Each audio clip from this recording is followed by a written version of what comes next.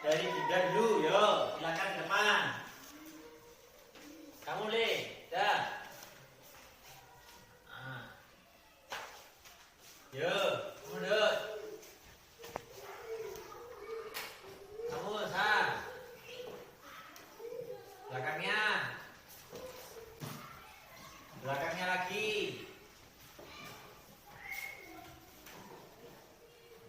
Belakangnya lagi. Belakangnya lagi.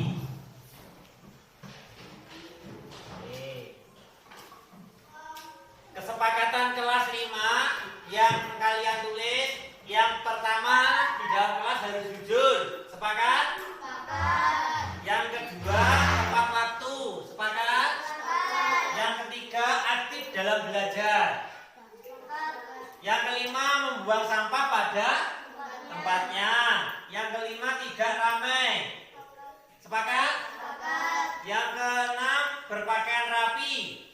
Sepakat. Terakhir, ketika keluar izin Bapak Guru. Sepakat? Sepakat. Oke.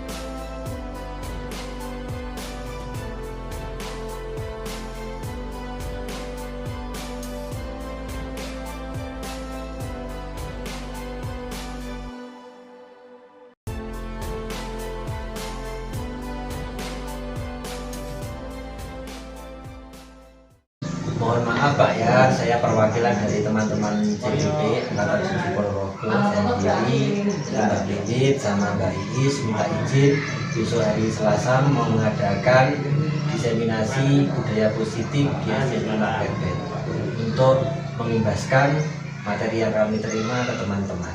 Ya, saya mendukung dan semoga kegiatannya lancar. Terima kasih Pak ya. Terima kasih. Bismillahirrahmanirrahim. Assalamualaikum warahmatullahi wabarakatuh. Innal hamdalillah nahmaduhu wa nasta'inuhu wa nastaghfiruh wa na'udzu billahi min shururi anfusina wa min sayyiati a'malina. May yahdihillahu fala mudilla lahu wa may yudlilhu fala hadiya lahu. Asyhadu an la ilaha illallah wa asyhadu anna Muhammadan 'abduhu wa rasuluh. Amma ba'du. Yang kami hormati Bapak Mukyar SPD selaku Kepala SDN Makrebet, yang kami hormati pengurus Komite SDN Makrebet, yang kami hormati Dewan Pendidik dan Kependidikan SDN Makrebet. Pertama-tama marilah kita panjatkan rasa syukur kehadirat Allah Subhanahu wa taala yang telah memberikan rahmat, taufik serta hidayahnya kepada kita sehingga pada kesempatan yang berbahagia ini kita dapat berkumpul di acara diseminasi budaya positif di sekolah. Kedua kalinya sholawat serta salam tetap tercurahkan kepada junjungan kita Nabi Agung Muhammad SAW yang senantiasa kita nanti-nantikan syafaatnya di yaumul qiyamah. Amin. Ketiga kalinya saya berdiri di sini sebagai moderator akan membacakan susunan acara pada kali ini. Yang pertama yaitu pembukaan, yang kedua menyanyikan lagu Indonesia Raya, yang ketiga sambutan-sambutan, acara yang keempat materi, acara yang kelima tanya jawab, acara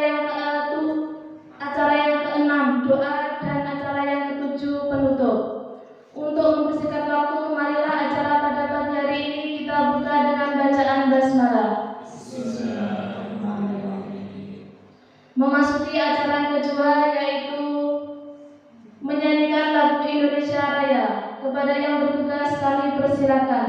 Hadirin dimohon untuk berdiri.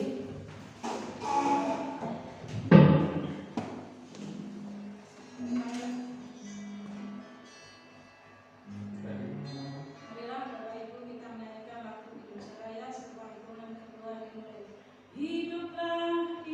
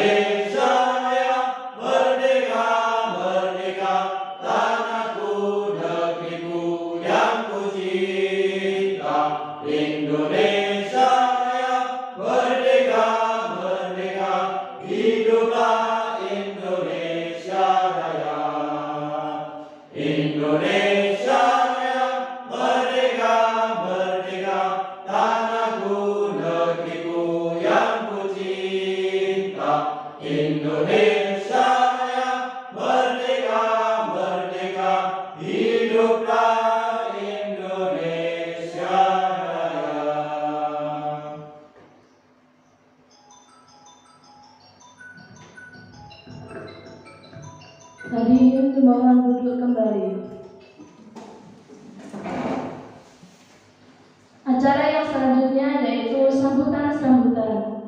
Sambutan yang pertama akan diberikan oleh perwakilan CGP yaitu Bapak Taufik Amron SPD SD. Kepada beliau disilakan.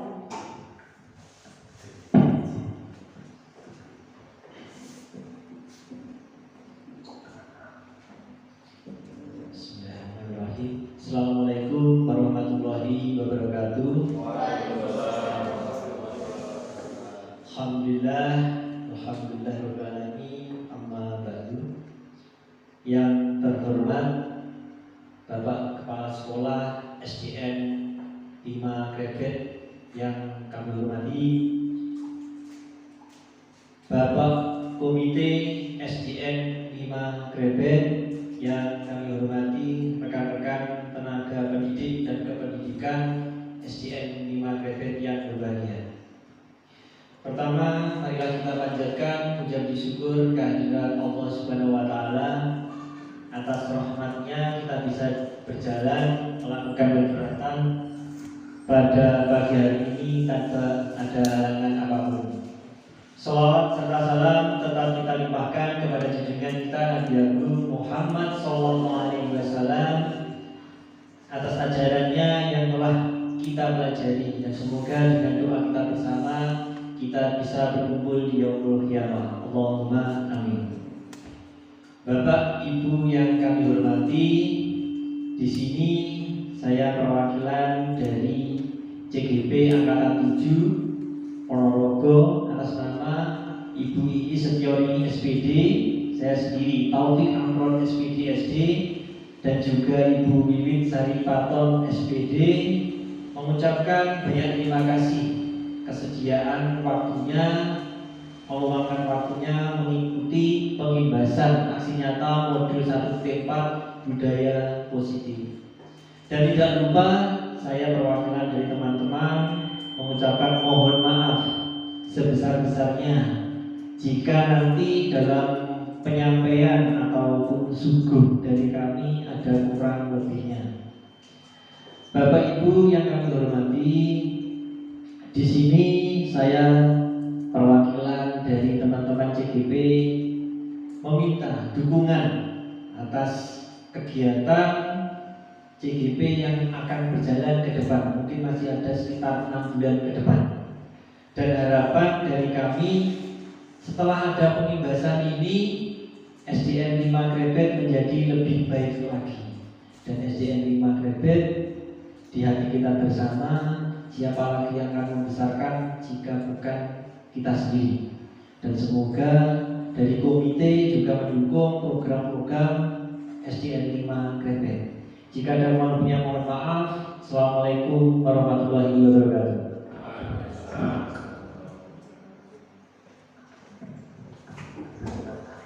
Dihaturkan terima kasih. Sambutan yang kedua yaitu dari Kepala SDN 5 Krebet kepada Bapak Mukhtar SPD, disilakan.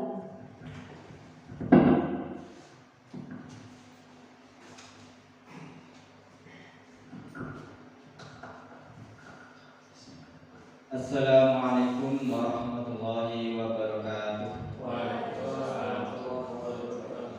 Alhamdulillahirabbil alamin. Assalatu wassalamu ala asrofil anbiya'i wal mursalin sayyidina wa maulana Muhammadin wa ala alihi wa sahbihi ajma'in. Amma ba'du. Bapak, Ibu, tenaga kependidikan SDN 5 Krebet yang saya hormati, Bapak Ibu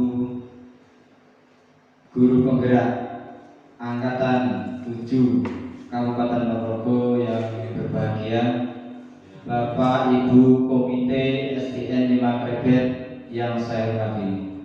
Sebelumnya marilah kita panjatkan puji syukur alhamdulillah kehadirat Allah Subhanahu wa taala yang telah memberikan rahmat, nikmat serta hidayah kepada kita semua, sehingga pada pagi siang hari ini kita dapat berkumpul di aula SDN 5 Krebet ini dengan keadaan sehat walafiat. Amin ya rabbal alamin.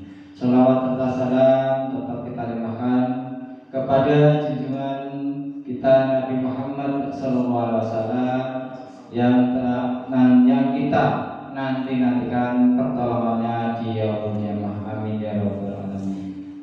Bapak Ibu yang saya hormati, pada pagi hari ini saya berterima kasih kepada Bapak Ibu komite yang telah sudi hadir dalam acara aksi nyata diseminasi budaya positif sekolah di SDN 5 Krebet, yaitu untuk guru calon guru penggerak angkatan 7 di Kabupaten Ponorogo.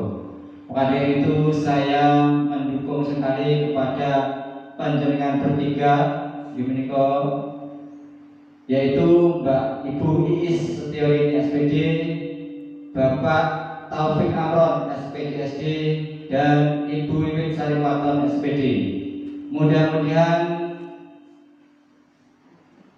panjenengan bertiga selalu mendapatkan kesehatan dan ridho dari Allah Subhanahu wa taala, dapat melaksanakan aksi nyata modul 1.4 budaya positif, diseminasi budaya positif sekolah SDN 5 Krebet. Saya mendukung sekali dengan kegiatan ini. Mudah-mudahan panjenengan semua dapat melaksanakan tugas dengan sebaik-baiknya, dan semoga SDN 5 Krebet menjadikan SD yang terbaik. Demikian sambutan dari saya, kurang lebihnya minta maaf. Assalamualaikum warahmatullahi wabarakatuh.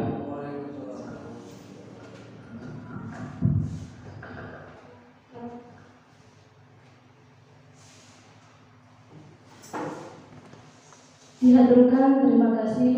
Memasuki acara yang keempat, yaitu materi yang pertama akan disampaikan oleh Bu Iis Setiawini.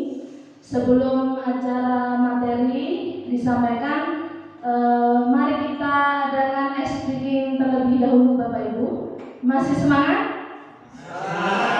Alhamdulillah. Waktu dan tempat kami persilakan.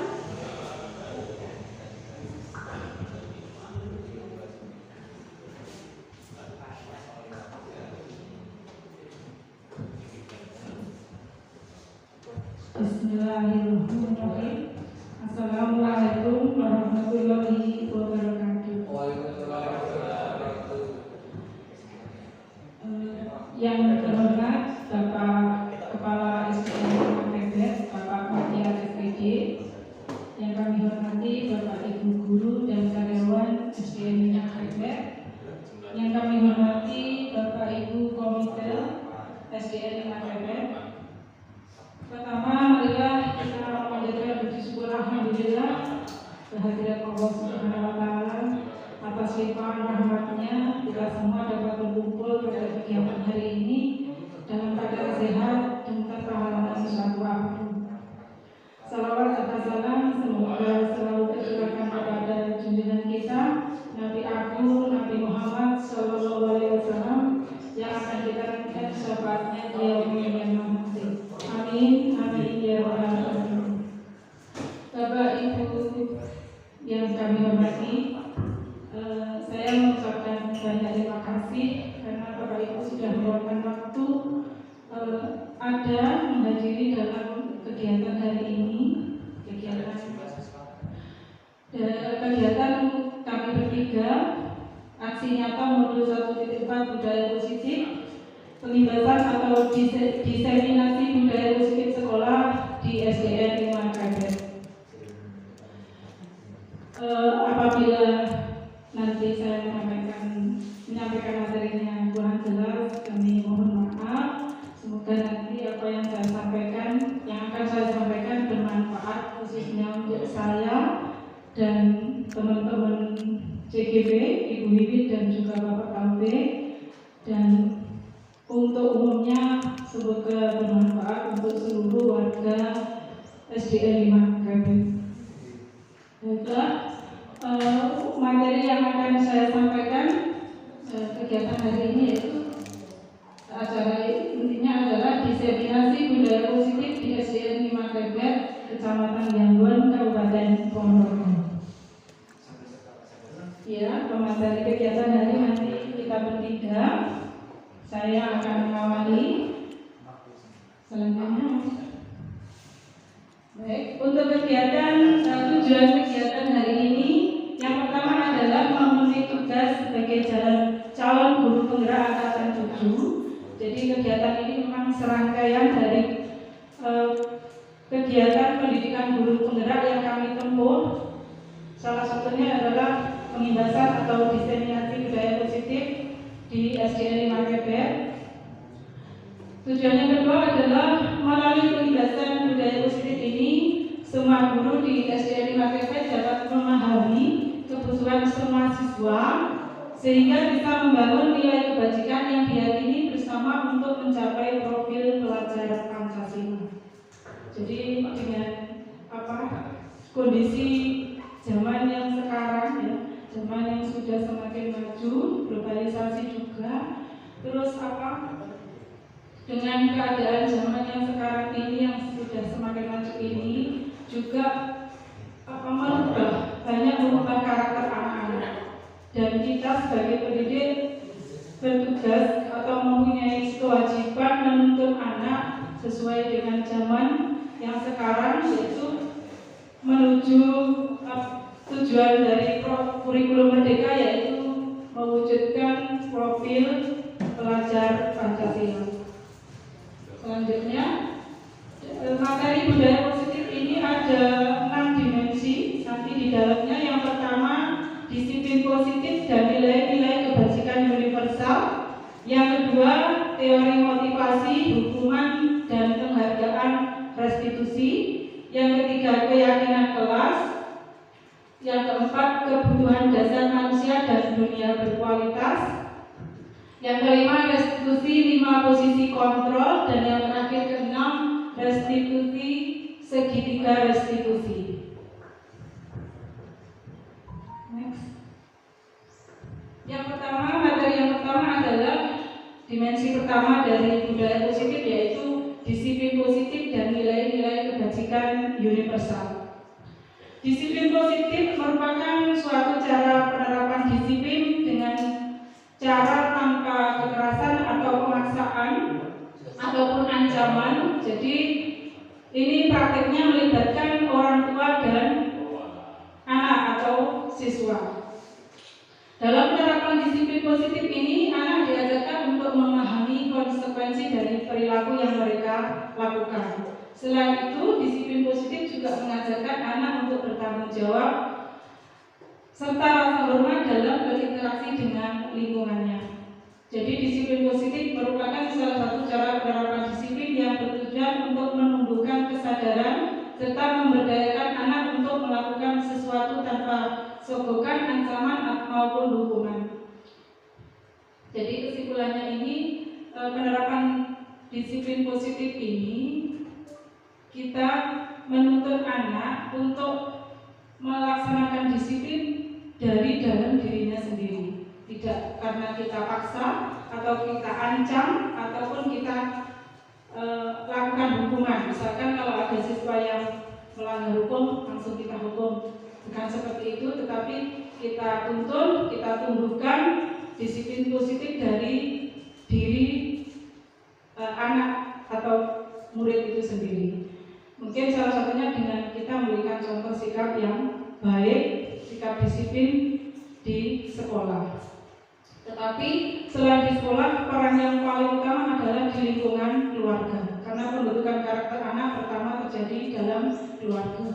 Makanya di sini ada kerjasama antara anak dan juga orang tua, karena yang membentuk karakter pertama adalah orang tua murid. Selanjutnya, kemudian yang selanjutnya ada nilai-nilai kebajikan universal. Pengertiannya ini adalah sifat positif manusia yang merupakan tujuan mulia yang ingin dicapai setiap individu. Nilai tersebut bersifat universal dan lintas bahasa, suku, bangsa, agama maupun latar belakang. Jadi untuk nilai kebajikan universal ini berlaku untuk semuanya, tidak hanya untuk masyarakat Indonesia ataupun suku tertentu atau agama tertentu, tidak, tetapi ini bersifat universal, dunia. Jadi ini tidak terbatas pada suatu komunitas saja. Kemudian William Glasser pada teori kontrol mengatakan setiap perilaku atau perbuatan memiliki suatu tujuan. Kemudian diperkuat lagi dengan pernyataan Diana Glasser dengan mengaitkan nilai-nilai kebajikan yang diyakini seseorang, maka motivasi intrinsiknya akan terbangun sehingga menggerakkan motivasi dari dalam untuk mencapai tujuan yang paling mulia yang diinginkan. Kemudian nilai-nilai kebajikan yang ingin dicapai oleh setiap anak Indonesia kita kenal dengan profil pelajar Pancasila. Ada 6 dimensi dalam profil pelajar Pancasila. Yang pertama, berakhlak mulia, beriman, bertakwa kepada Tuhan Yang Maha Esa dan berakhlak mulia. Ini kegiatan mungkin yang bisa dimasukkan dalam dimensi ini adalah kegiatan yang keagamaan, seperti contohnya yang kita lakukan mungkin berdoa sebelum melaksanakan pembelajaran, kemudian ada sholat duha, hafalan surat pendek, dan juga yang sudah kita laksanakan di SDD Wadah itu adalah baca tulis Al-Quran. Itu mungkin. Kemudian ada dimensi mandiri, yaitu mewujudkan pelajar yang mandiri, tidak bergantung kepada orang lain, mampu menghadapi segala permasalahan yang terjadi. Kemudian bernalar kritis, ini artinya apa? Siswa ini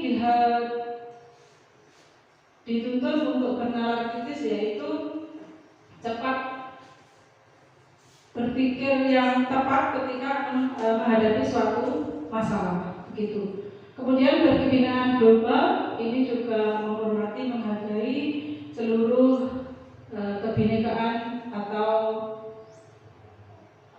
keanekaragaman yang ada di Indonesia, dari agama, kemudian adat istiadat, suku bangsa, bahasa, dan juga kebudayaan dari seluruh masyarakat di Indonesia. Kemudian bergotong royong ini juga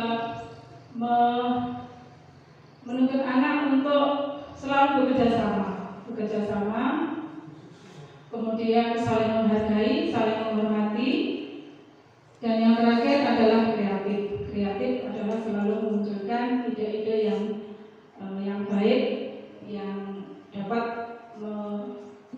mengembangkan potensi dari murid atau siswa. Selanjutnya ada materi selanjutnya, teori motivasi, hukuman, dan penghargaan restitusi. Motivasi adalah suatu dorongan yang diberikan kepada orang lain agar seseorang melakukan sesuatu, baik di dalam bekerja, belajar, dan dalam berbagai hal yang positif. Dan motivasi itu ada 2. Yang pertama adalah motivasi intrinsik. Ini motivasi ini keluar dari diri kita sendiri. Jadi memiliki dorongan yang sangat kuat terhadap seseorang. Jadi kita misalkan untuk pengalaman saya sendiri, ketika saya pernah gagal, saya tumbuh motivasi, saya harus berusaha, saya harus belajar supaya saya bisa meraih apa yang saya cita-citakan, seperti itu. Kemudian untuk yang motivasi ekstrinsik itu adalah salah satu jenis motivasi yang berasal dari orang lain atau dari luar. Jadi ketika melihat seseorang itu sukses, kita termotivasi. Kita bukan kita iri, tidak, tetapi kita termotivasi dengan mungkin kita berkata, ibu ini luar biasa. Semoga saya juga bisa belajar dan bisa menjadi seperti beliau. Itu motivasi yang kita dapatkan dari luar atau orang lain. Jadi bukan iri, bukan dengki, tetapi motivasi supaya kita bisa melakukan seperti yang kita lihat misalkan orang yang lebih sukses dari kita, selama itu positif ya. Selanjutnya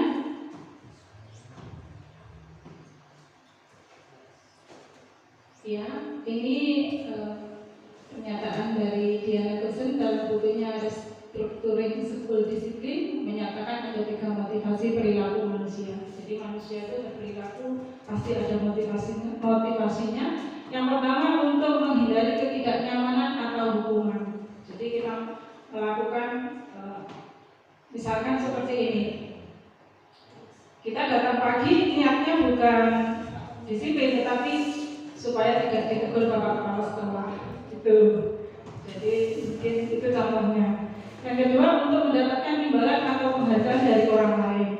Jadi misalkan kita datang pagi, nanti kalau datang pagi dapat poin, itu juga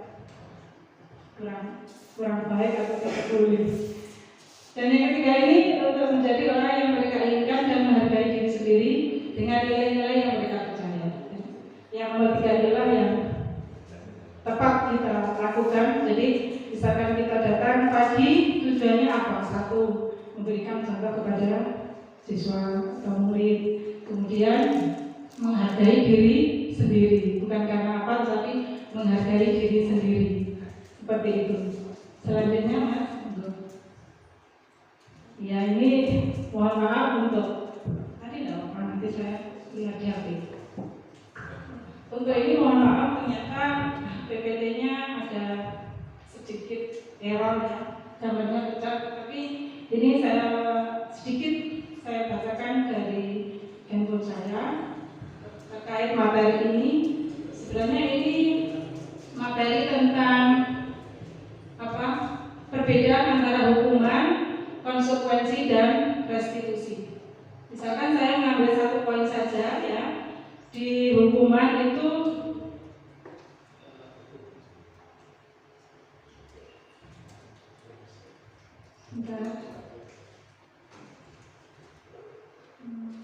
ya, kalau perbedaan antara hukuman, konsekuensi, dan restitusi. Kalau hukuman sudah jelas dinyatakan sebagai identitas yang gagal.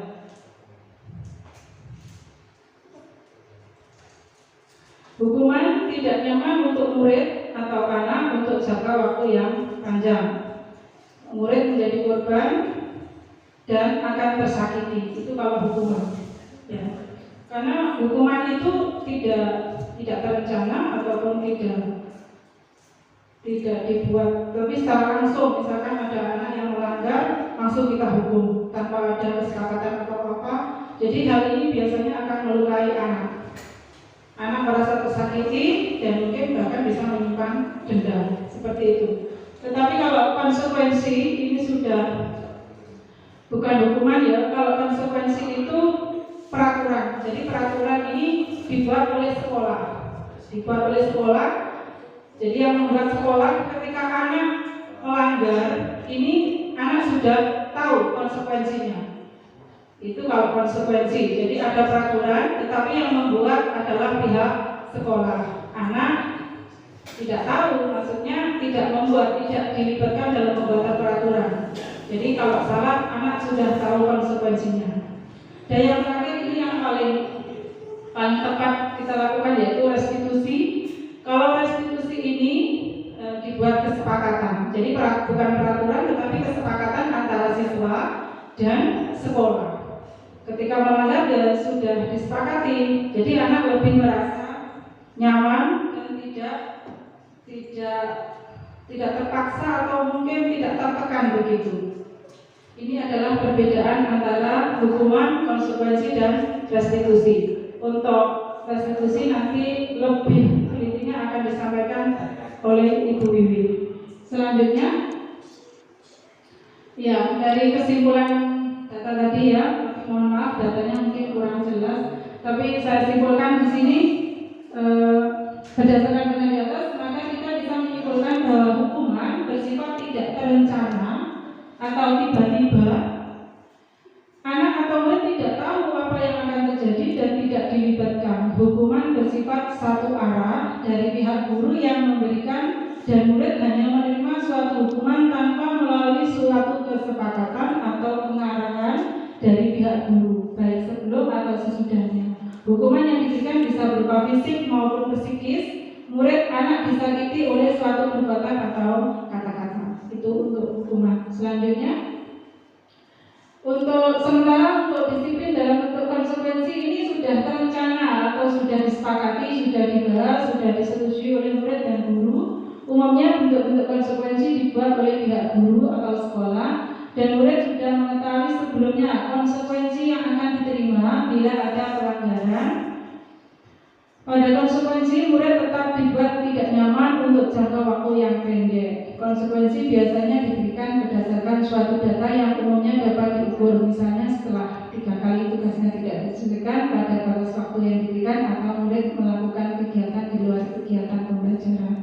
Misalnya mengobrol, maka murid tersebut akan kehilangan waktu bermain. Itu salah satunya saja. Dan selanjutnya, ini adalah restitusi.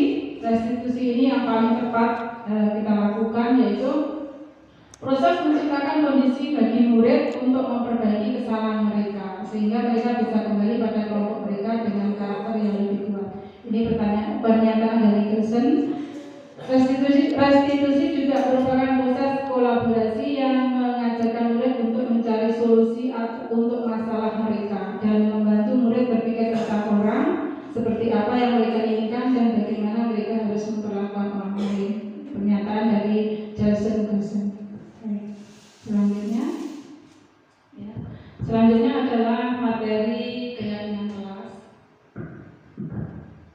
Keyakinan kelas atau mungkin bisa disebut dengan kesepakatan kelas juga bisa.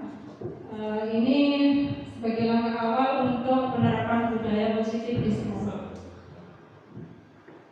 Dalam pelaksanaan kesepakatan kelas atau keyakinan kelas ini harus melibatkan peserta didik. Ini pernyataan dari dosennya. Suatu keyakinan akan lebih memotivasi seseorang dalam atau memotivasi secara intrinsik. Seseorang akan lebih tergerak dan bersemangat untuk menjalankan keyakinannya daripada hanya sekedar mengikuti serangkaian peraturan. Ini tujuan pembuat keyakinan kelas.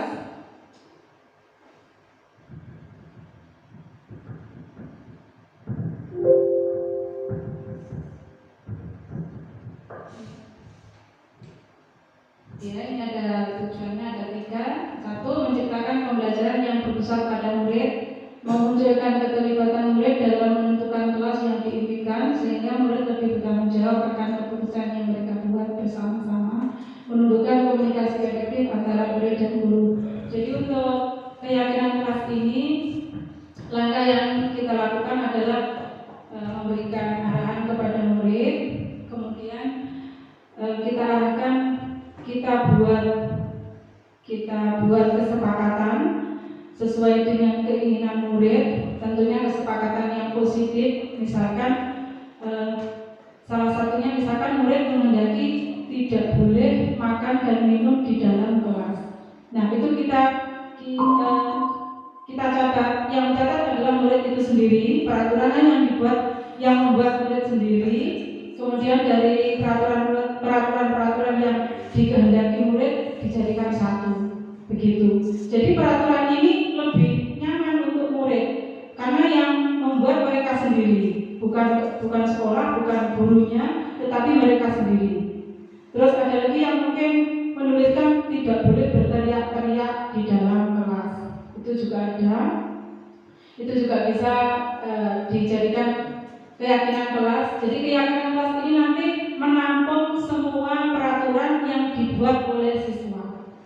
Jadi anak-anak ketika menaatinya ya nyaman, karena ini kan kesepakatan mereka sendiri, bukan sekolah. Sekolah tidak memaksa ataupun gurunya tidak, tapi mereka buat sendiri, mereka patuhi sendiri. Jadi murid lebih nyaman. Karena tujuannya tadi adalah melaksanakan pembelajaran atau situasi kelas yang berpihak kepada murid, begitu. Selanjutnya,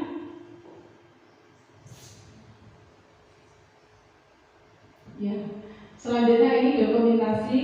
Kemarin saya sudah mempraktikkan di kelas saya di kelas 4 membuat keyakinan kelas dan alhamdulillah berjalan dengan baik.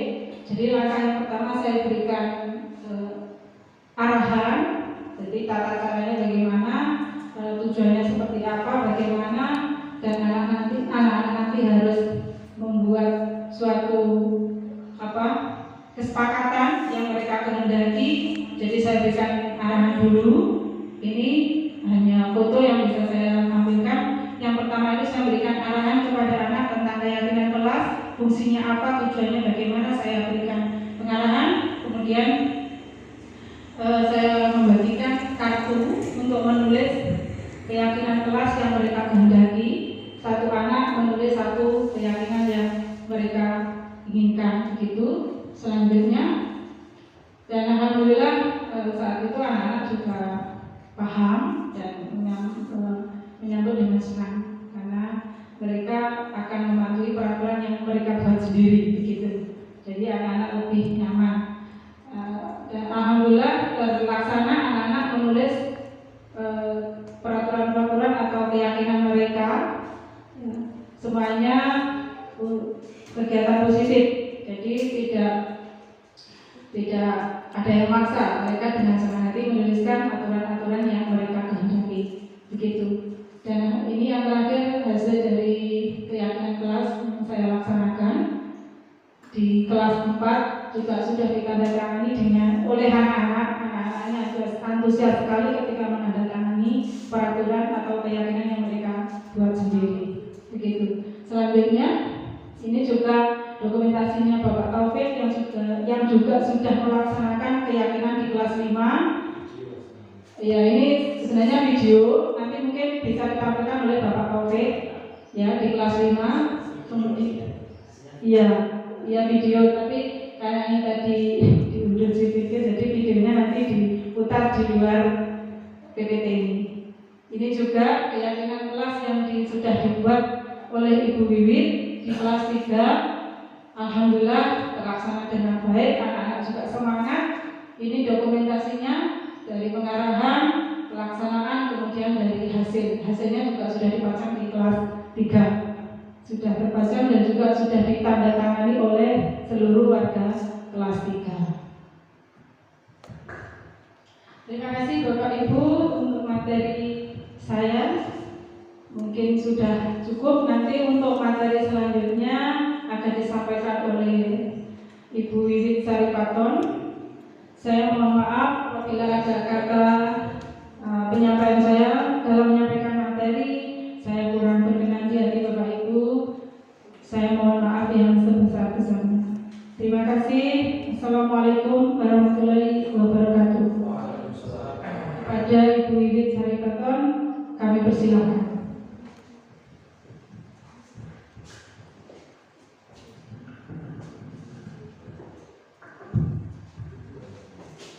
Terima kasih atas waktu yang telah diberikan. Yang pertama itu adalah kebutuhan bertahan hidup atau survival, ya. Kebutuhan ini bersifat fisiologis, ya. Jadi fisik, contohnya makan, minum, papan, ya. Itu lebih ke fisik, namun juga ada yang psikologis. Kalau psikologis itu termasuk rasa aman, ya. Rasa aman itu termasuk dalam kebutuhan bertahan hidup, ya. Makanya kita juga bekerja, berusaha membuat rumah, mencari makan, kemudian memenuhi diri kita dengan pakaian, kemudian memberikan rasa aman kepada anak-anak di rumah. Nah, di sekolah juga kita bisa memenuhi kebutuhan anak didik kita, ya, dengan rasa aman. Bagaimana bisa mereka belajar dengan aman, nyaman, ya, sehingga apa yang kita sampaikan nanti bisa diterima anak-anak dengan baik, ya. Itu. Kemudian kebutuhan dasar yang kedua sampai kelima nanti merupakan kebutuhan psikologis. Jadi bukan fisik lagi tapi psikologis. Kebutuhan yang kedua yaitu kasih sayang dan rasa diterima atau kebutuhan untuk diterima pada kelompoknya. Kebutuhan untuk disayangi, diterima, ya, diterima baik di lingkungan, di kelompoknya, di rumah, ya. Kemudian akan hubungan dan koneksi sosial kebutuhan untuk memberi dan menerima kasih sayang, kebutuhan untuk merasa menjadi bagian dari suatu kelompok. Itu merupakan kasih sayang dan rasa diterima. Tentunya kita semua juga ingin kan diterima oleh kelompok kita, ya, kelompok kita. Anak-anak juga demikian, Bapak Ibu. Mereka, anak didik kita itu ingin sekali kita diterima di kelompoknya. Jadi misalkan ada anak didik yang menyendiri, ya, itu jangan kita sendirikan terus, ya. Ayo kita ajak anak-anak bersama-sama dengan kelompoknya, kita satukan. Mungkin dengan cara kerjasama, kita memberikan kerja kelompok, bermain bersama. Jangan hanya didiamkan, tetapi kita kembalikan pada kelompoknya, ya. Itu kasih sayang dan rasa diterima. Kalau mungkin mereka ada kesalahan atau apa, ya, kita terima, kita sayang mereka, kita nasihati mereka dengan baik. Karena setiap anak, ya, setiap manusia itu melakukan perilaku, ya, suatu tindakan itu pasti ada tujuannya, pasti alasan. Alasannya apa? Untuk memenuhi kebutuhan dasar mereka, ya. Oke, kemudian selanjutnya yang ketiga yaitu penguasaan atau kebutuhan pengakuan atas kemampuan. Nah, ini bisa menjadi kompeten, menjadi terampil, contohnya, ya, diakui atas prestasi dan keterampilan kita, didengar, kemudian memiliki rasa harga diri. Bapak Ibu misalkan di kelas, ya, di kelas anak didik itu juga perlu diakui keterampilannya. Setiap anak itu unik, ya, setiap anak itu pasti memiliki keterampilan, pengetahuan, ya, potensi masing-masing. Mungkin dalam matematika, oh ini belum bisa. Mungkin nanti di bahasa Indonesia atau di olahraga mereka lebih mampu, lebih punya potensi. Misalkan ada nggak Bapak Ibu misalkan di kelas, ayo siapa yang bisa ini, gitu. Nah, kemudian anak-anak berebut, saya bu, gitu. Ada nggak? Masa tidak, Pak? Oh tidak, ya. Nanti berarti itu PR Pak Udin untuk membuat anak-anak itu menjadi lebih bersemangat di dalam kelas. Contohnya kelas saya, ya, kelas saya alhamdulillah kalau ayo siapa yang bisa ini berebut angkat tangan. Padahal soalnya hanya satu. Coba kira-kira bagaimana Bapak Ibu menanggapi hal tersebut? Apakah yo suruh maju semua atau suruh maju satu saja atau bagaimana?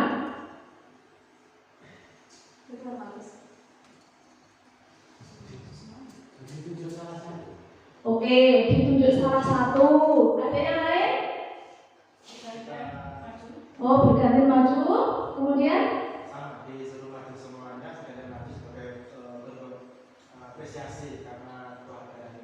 Iya, betul, ya. Jadi itu termasuk ini Bapak Ibu, penguasaan kebutuhan anak-anak itu.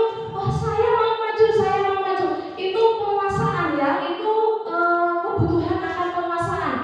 Dia ingin menunjukkan bahwa dia itu mampu, dia itu terampil, dia itu bisa, dia itu kompeten. Jadi kalau misalkan soal ini nomor 1, gimana nanti?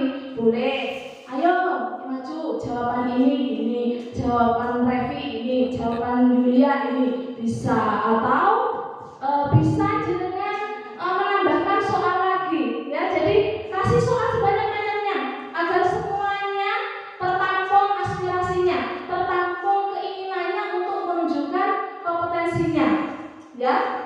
Jadi anak-anak itu jika diberikan kesempatan itu sangat bersemangat, ya Bapak Ibu. Ketika mereka sudah bersemangat, ayo kita sambut mereka untuk lebih bersemangat. Begitu ya Bapak Ibu. Kemudian ini juga fisiologis, ya. Jadi ini fisik. Nah, psikologis, ya. Ini kebutuhan psikologis. Yang keempat yaitu kebebasan. Kebebasan itu kebutuhan akan pilihan. Jadi kita sebagai manusia itu diberikan atau membutuhkan kebutuhan untuk bebas memilih, bebas mengarahkan diri sendiri, kemudian kemandirian, otonomi, memiliki pilihan dalam hidupnya. Contohnya ketika kita SMA, ya, ketika kita lulus SMA, kadang kita punya pilihan A, B, C, mau meluruskan ke sini, mau menjadi ini, mau menjadi itu. Itu pilihan. Ketika pilihan itu ditentang oleh orang tua kita sakit nggak? Sakit ya, sakit rasanya kalau ditentang ya. Sama juga hanya di sekolah, ya. Jadi Bapak Ibu di sekolah memberikan kebebasan kepada anak didik untuk belajar sesuai dengan potensi yang mereka miliki, ya. Apalagi di kurikulum Merdeka ini, anak-anak dibebaskan untuk belajar sesuai dengan potensi yang mereka miliki. Dalam artian bukan kita bebaskan culnya itu saja ya, enggak. Tetapi kita sebagai guru juga memberikan bimbingan dan pengarahan. Jadi misalkan kita memberikan pertanyaan seperti ini atau tugas, nah nanti anak-anak bisa mengerjakan sesuai dengan potensinya. Oh, kalian boleh loh mengerjakan ini dalam bentuk poster, dalam bentuk karangan, dalam bentuk puisi, dalam bentuk cerita, dalam bentuk video, boleh. Nah, itu salah satu cara untuk mengapresiasi atau memberikan kebutuhan dasar anak berupa kebutuhan kebebasan tadi ya, kebebasan untuk memilih mana yang mereka sukai. Di rumah kita sebagai orang tua juga memberikan kebebasan kepada anak, ya, memberikan kebebasan anak untuk pilihan hidupnya. Namun sebagai orang tua kita juga harus tetap memberikan bimbingan dan pengarahan, ya. Baik, seperti itu Bapak Ibu. Kemudian yang kelima yaitu kesenangan. Nah, kalau kesenangan ini pasti semua orang ingin senang, ya. Jadi ingin senang, ingin bahagia. Apa ada yang ingin susah? Tidak ada, ya. Semuanya ingin senang.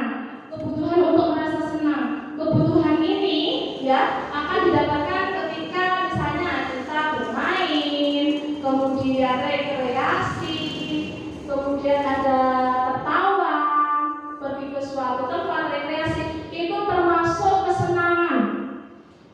Kesenangan satu orang dengan yang lain juga berbeda Bapak Ibu. Misalkan satu orang punya hobi menari, satunya punya hobi menyanyi, satu nggak suka menari, nah itu kesenangannya berbeda. Jadi satu anak dengan anak yang lain tidak bisa disamaratakan, ya. Seperti itu kebutuhan untuk merasa senang. Jadi anak-anak itu kita manusia memiliki 5 kebutuhan dasar yang harus kita penuhi. Ketika 5 kebutuhan dasar ini kita penuhi, ya, kita dapatkan, maka hidup kita juga akan mulus dan kita tidak akan berusaha keluar jalur, gitu ya. Tetapi ketika kebutuhan dasar ini tidak terpenuhi, mereka akan melakukan suatu tindakan Bapak Ibu. Nah, tindakan ini bisa berupa tindakan positif maupun bisa berupa tindakan negatif, ya. Termasuk misalkan Bapak Ibu, kalau kita melihat, ya, setiap tindakan manusia itu tindakannya sama, tetapi kira-kira alasannya berbeda atau tidak? Apakah alasannya semua sama? Tidak, alasannya berbeda-beda, ya. Oke, kita ambil contoh misalkan ini yang ekstrim, ya. Bapak Ibu tahu kleptomania, ya? Iya. Yang suka mencuri itu namanya apa? Kleptomania, ya? Iya. Itu suka mencuri, ya. Tapi ada yang suka mencuri itu untuk memenuhi kebutuhannya, ya, kebutuhan untuk bertahan hidup tadi. Tapi ada yang kleptomania itu mencuri kira-kira karena penyakit, kemudian juga untuk senang-senang, mereka senang. Kemudian juga ada orang yang mencuri karena ingin diperhatikan. Anak kita di sekolah, ya, tidak usah ekstrim, jirit koncone, ya, jirit koncone itu juga memenuhi kebutuhan dasar Bapak Ibu. Jadi kebutuhan kebutuhan dasar itu bisa positif, bisa negatif. Maka kita harus memenuhi dasar anak-anak. Kemudian kita juga, misalkan anak-anak berbuat salah, itu kita teliti dulu alasannya apa, ya, baru kita bisa mengatasinya. Kira-kira kebutuhan dasar mana yang anak ini belum penuhi. Nah, maka kita berusaha memenuhinya, ya, dengan cara bekerjasama dengan anak tersebut, ya, mungkin bekerjasama dengan orang tua juga, seperti itu. Oke, selanjutnya ini ya, semua orang senantiasa berusaha untuk memenuhi kebutuhan dasarnya. Jadi ada untuk memenuhi kebutuhan dasarnya itu dengan cara yang positif, tapi mereka juga bisa melanggar peraturan atau melakukan hal-hal yang tidak disukai dengan nilai-nilai kebajikan. Kemudian lanjutnya. Oke, silakan Bapak Ibu dicermati bacaan di depan, ya. Jadi ada ini suatu kasus di TK. Jadi ada Bimo. Bimo itu seorang anak TKB, selalu berlari keluar kelas menuju jalan raya, sehingga membuat gurunya itu jengkel dan kerepotan, ya. Jalan depannya itu ramai Bapak Ibu, banyak kendaraan bermotor, sehingga ibu gurunya itu biasanya juga berkejar-kejaran mencari anak tersebut dan mengembalikannya ke kelas, ya. Ada beberapa kemungkinan jawaban dari Bimo. Nah, nanti kita akan evaluasi dan akan kita cermati bersama. Kira-kira jawaban Bimo tersebut termasuk kebutuhan dasar mana yang Bimo ingin penuhi, ya. Jadi satu anak dengan anak yang lain itu tindakannya sama, tetapi kebutuhan dasar mereka yang ingin mereka penuhi itu berbeda, ya. Jangan disamakan loh, jadi mau nyontek loh, cinta yo nyontek. Tapi dua-duanya bisa memiliki tujuan, memiliki alasan yang berbeda, ya. Baik Bapak Ibu, itu tadi kasus Bimo di sekolahnya. Ini juga dulu saya juga demikian Bapak Ibu. Saya dulu di TK, ya, di TK selama 2 tahun. Muridnya sedikit tapi luar biasa. Kalau diajar itu lari ke sana, lari ke sini, lari ke sana, keluar. Jadi kita gurunya itu mengejar, kemudian mengembalikan ke tempat duduk. Ya, itu perjuangan saya ketika di TK. Baik, Bapak Ibu sudah membaca, ya? Kita lanjutkan. Oke, mari kita identifikasi kebutuhan yang ingin dipenuhi oleh Bimo. Jika jawaban Bimo sebagai berikut. Kira-kira, aku senang main kejar-kejaran dengan ibu guru, seru. Kira-kira kebutuhan dasar mana yang Bapak Ibu inginkan? Yang Bimo inginkan, ya, karena yang bekerja ini Bimo. Sebentar Bapak Ibu, saya ingin tanya dulu, 5 kebutuhan dasar tadi apa? Kira-kira masih ingat atau sudah lupa? Lupa, oke, saya ingatkan. 1, apa tadi? Lupa. Oke, good, kesenangan. Kemudian apa? Nggak ulang, nggak apa-apa. Ayo coba sebutkan saja. Kesenangan. Oke, kebebasan. Penguasaan. Saya suka kalau tahu, ternyata itu ada ininya, ya. Oke, apa lagi? Bertahan hidup. Ada bertahan hidup, survival, rasa kasih, sayang, ada penguasaan, ada kebebasan, dan ada kesenangan. Kira-kira kalau jawaban Bimo tadi, oh saya senang bermain kejar-kejaran dengan bu guru, seru.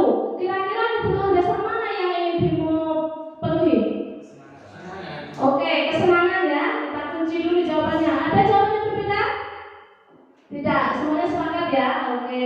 Nomor 2, jika jawaban Bimo, ibu kejar aku karena ibu guru sayang padaku, ya. Kira-kira kebutuhan dasar mana? Oke, kasih sayang. Ada yang tidak sepakat? Boleh loh tidak sepakat dengan temannya? Sama? Oke. Kira-kira kalau jawabannya aku hebat kan, bisa bikin ibu guru aku. Kira-kira pengakuan tadi ada enggak? Pengakuan tadi ada. Hampir mirip tapi namanya bukan pengakuan ya, tapi penguasaan. Jadi ingin diakui boleh, ingin di penguasaan, mereka ingin terampil, ingin terlihat hebat, ya, ingin terlihat kompeten. Kemudian yang keempat, aku bosan belajar mewarnai terus di dalam kelas. Jadi pilih kejar-kejaran saja. Setiap hari suruh gambar sama mewarnai terus, ya. Kira-kira kalau ini Bimo ini dipenuhi apanya? Oke, kebebasan. Ada yang lain? Tidak sepakat ya? Silakan Pak Taufik. Oke, jawabannya ini ya Bapak Ibu. Nomor 1 itu aku senang main kejar-kejaran dengan ibu guru, seru. Itu termasuk kebutuhan kesenangan. Kemudian yang kedua, ibu kejar aku karena ibu sayang aku. Itu kebutuhan kasih sayang. Kemudian ketiga, aku hebat kan, bisa bikin ibu guru kejar aku. Itu penguasaan.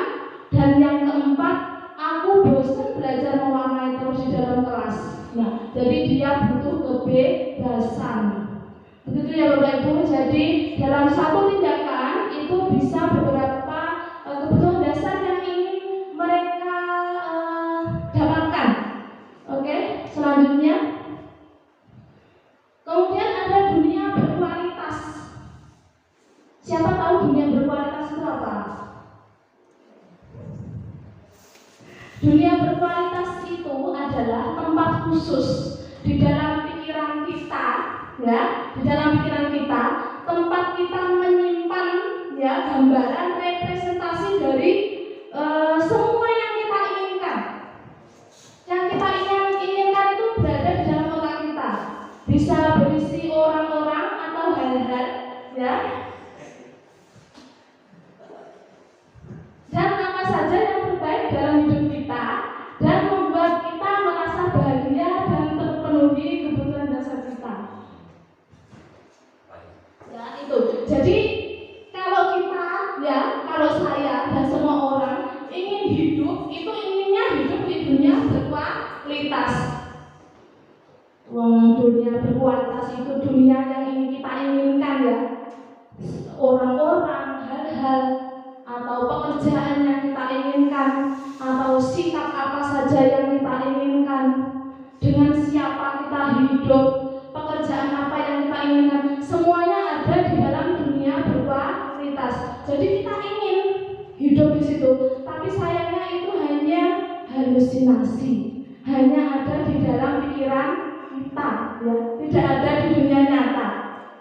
Kalau kita hidup di dunia berkualitas, pasti kita sudah merasa senang, tidak bosan, tidak pernah sedih, ya, begitu Bapak Ibu. Jadi tugas kita, ya, kepada anak-anak itu untuk menciptakan dunia-dunia yang berkualitas.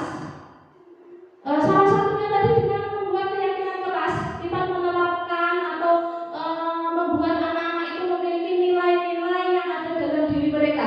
Ketika nilai-nilai kebajikan itu ada dalam diri mereka, maka mereka mempunyai dunia berkualitas, ya, dunia yang ingin mereka inginkan itu yang bersifat positif, ya. Meskipun dunia berkualitas itu hanya ada dalam pikiran kita, saya yakin semua orang pasti ingin mencapainya. Meskipun dunia berkualitas itu tidak bisa kita capai 100%, namun kita berusaha mencapainya, saya yakin. Makanya tugas kita adalah mendidik anak-anak itu dengan nilai-nilai kebajikan agar mereka memiliki dunia yang berkualitas dari sisi positif. Ada nggak kira-kira yang mempunyai dunia berkualitas tapi sisinya negatif, itu ada nggak? Ada, saya yakin ada. Orang yang dari kecil anak tersebut tidak diajarkan tentang nilai-nilai kebaikan, keagamaan, pasti memiliki memiliki dunia berkualitas yang negatif. Contohnya mungkin aku kok ini jelek ya, jelek, dunia berkualitas ini jelek. Gini, aku kok saya punya uang banyak, ya, saya mau membeli misalkan gitu. Itu kan sisinya negatif, ya, tidak boleh. Maka tugas kita adalah untuk menerapkan nilai-nilai atau menanamkan nilai-nilai kebajikan atau nilai-nilai universal. Nilai universal itu sebenarnya banyak Bapak Ibu. Panjenengan boleh membuat nilai universal itu versi jenengan piyambak, ya, boleh. Tetapi dalam dunia pendidikan saat ini nilai universal yang diterapkan oleh Indonesia, ya, Kementerian Pendidikan Indonesia adalah nilai universal profil pelajar Pancasila. Maka kita juga berbicara pada nilai kebajikan profil pelajar Pancasila. Sebenarnya banyak sekali nilai kebajikan. Kemudian selanjutnya, nah ini adalah restitusi, ya. Restitusi itu adalah salah satu penanganan, ya, terhadap anak yang memiliki kesalahan, Bapak Ibu. Jadi restitusi adalah proses menciptakan kondisi bagi murid untuk memperbaiki kesalahan mereka sehingga mereka bisa kembali pada kelompoknya dengan karakter yang lebih kuat. Ini menurut dosen 2004, ya. Jadi kalau anak-anak keliru atau memiliki kesalahan itu kita memberikan pendampingan. Jadi kita kembalikan kepada kelompok mereka. Jangan disendirikan, ya Bapak Ibu. Mereka nanti merasa dikucilkan, merasa sendiri, ya. Jadi dikembalikan pada kelompoknya, dan tugas kita adalah membimbing anak tersebut untuk mencari solusi dari permasalahan tersebut, ya. Kemudian restitusi itu memiliki 5 posisi kontrol, Bapak Ibu. 5 posisi kontrol merupakan suatu program disiplin positif yang berpusat pada peserta didik yang dikembangkan oleh Dian Gosen dengan pendekatan restitusi. Jadi restitusi nanti ada 5 posisi kontrol yang bisa kita terapkan dalam proses restitusi, ya. Selanjutnya posisi kontrolnya apa saja? Ini, ya. Menurut dosen ada 5 posisi kontrol yang diterapkan seorang guru, orang tua, atasan, ya, kepada murid, kepada anak, kepada bawahan mereka. Ya, yang pertama itu ada penghukum, yang kedua ini ada pembuat merasa bersalah, kemudian yang ketiga ada sebagai posisinya sebagai teman, kemudian yang keempat ini pemantau, dan yang kelima nanti manajer, ya. Jadi ada 5 posisi kontrol yang kita terapkan dalam restitusi untuk mengatasi anak yang bermasalah. Selanjutnya, ini penghukum, Bapak Ibu.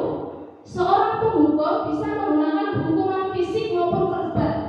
Ternyata verbal, ya, itu bisa menyakiti anak didik kita. Bahkan saya pikir bahwa verbal itu lebih menyakitkan daripada fisik. Betul atau tidak? Betul, verbal kata-kata kita itu lebih menyakitkan, ya, daripada fisik. Nek dijigit sesuk sekali, ya. Tapi nek telokne isih besok, ya, gitu. Guru-guru yang menerapkan posisi penghukum akan berkata, patuhi aturan saya, ya. Kamu selalu saja salah. Kapan kamu benarnya, ya? Setiap hari kok seperti ini terus, ya. Istilahnya menjudge atau menghakimi, ya, menghakimi anak-anak.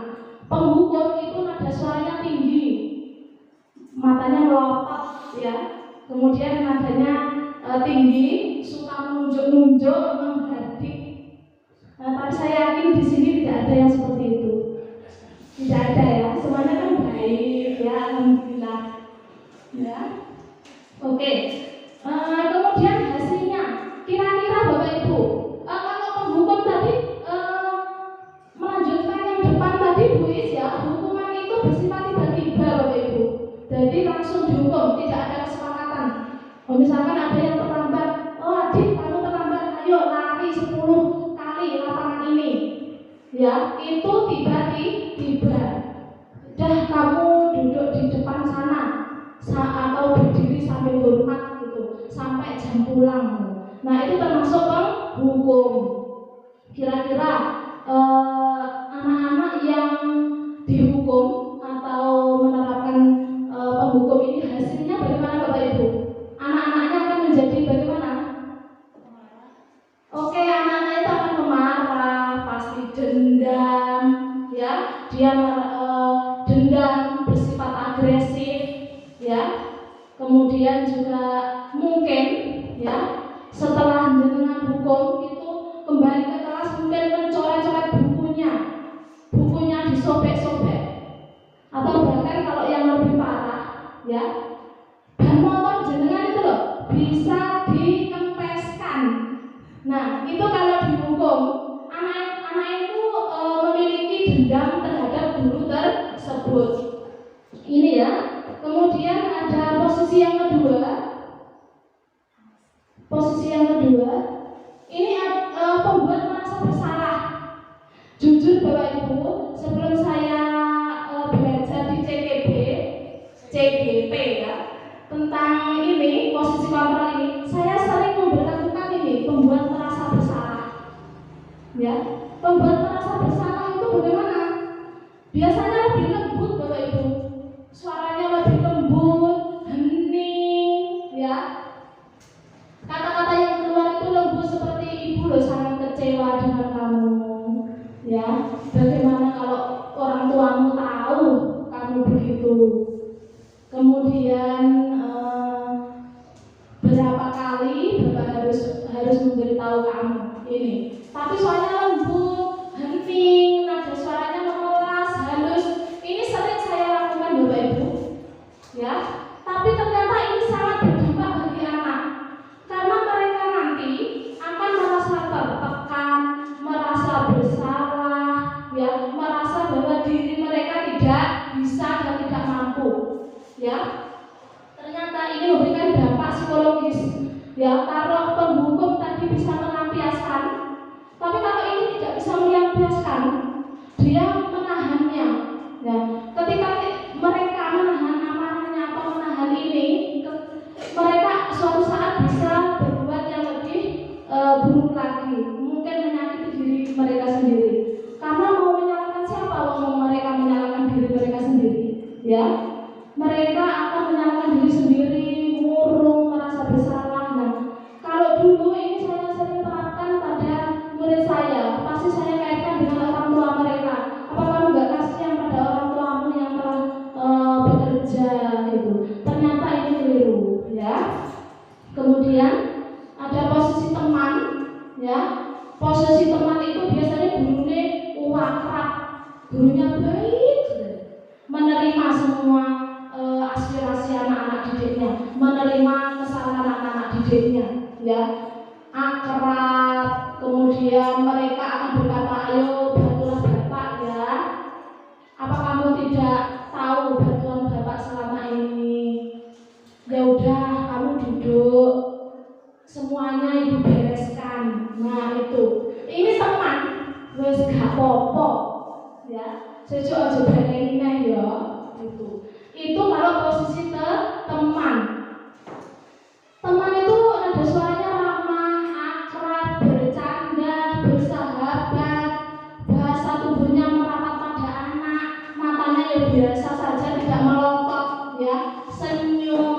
Nah, hasilnya ada positif dan ada negatif.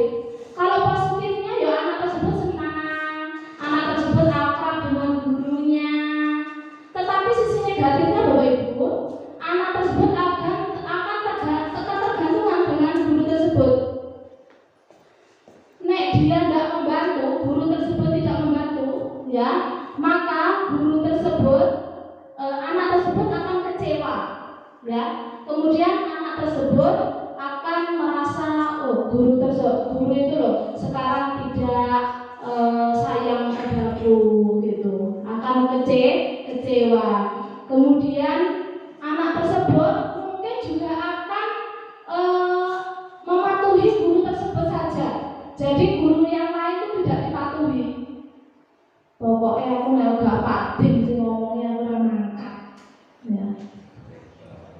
Karena ini posisi teman, ya. Karena posisi teman beda dengan penghukum. Mergane nek penghukum nih, saya tua aku terus sama Pak Din, karena Pak Din menghukum, aku tak makan. Kalau akrab, kalau teman itu, saya ngomong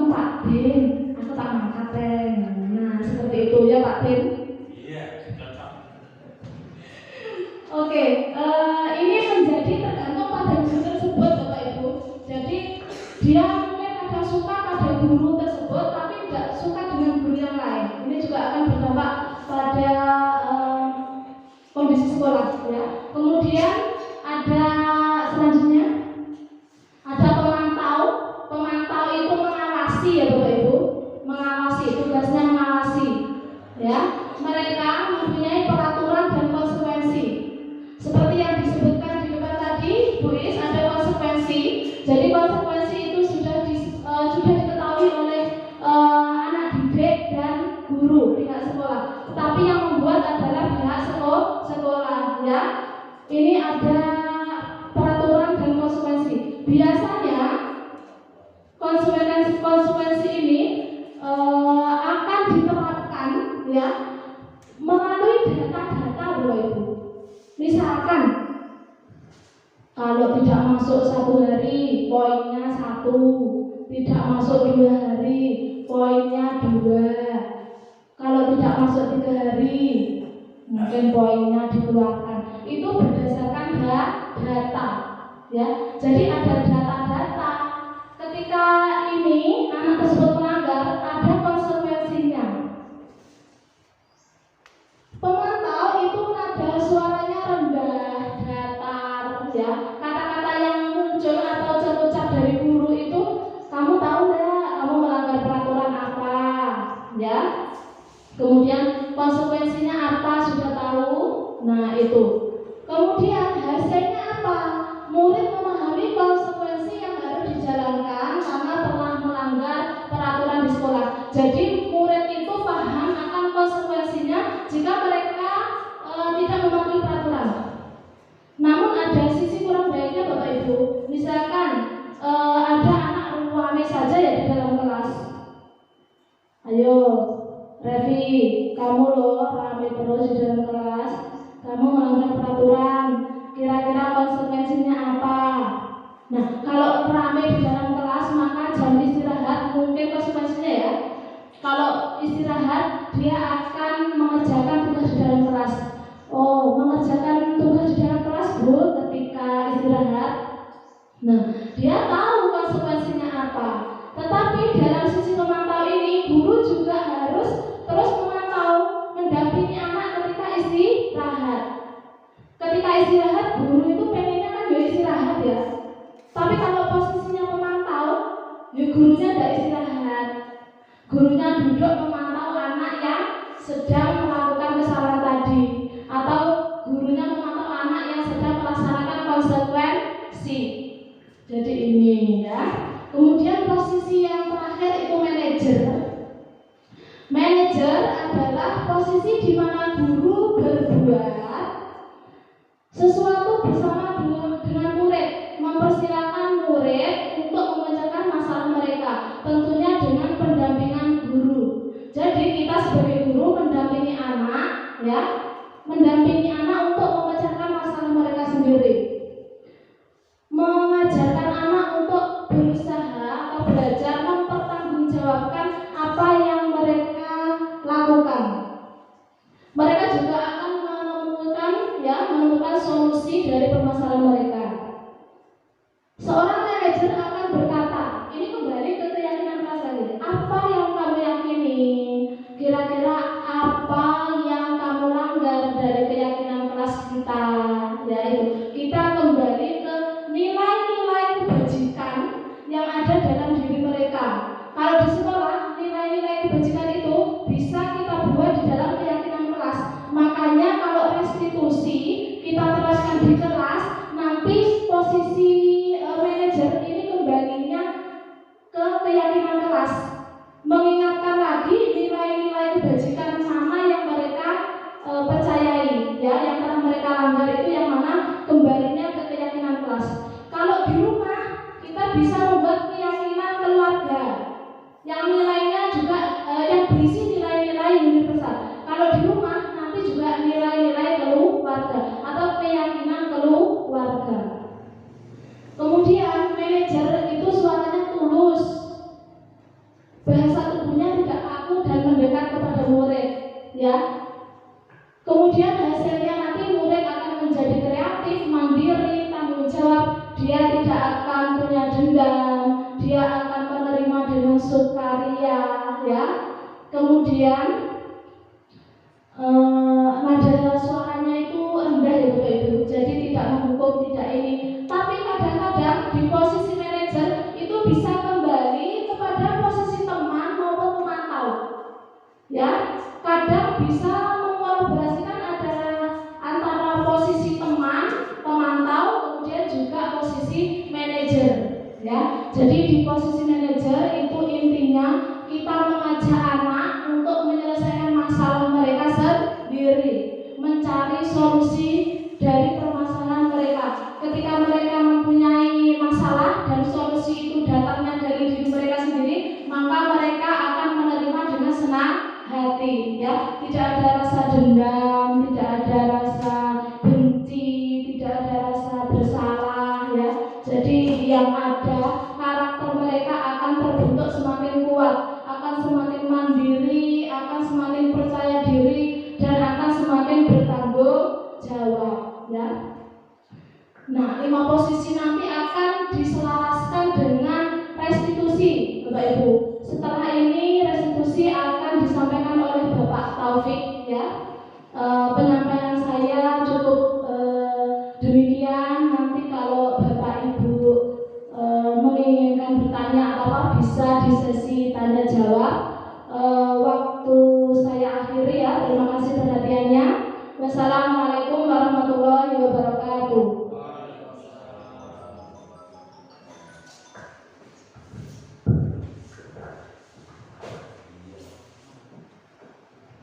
Alhamdulillah, terima kasih waktunya Mbak Bibi, dan terima kasih.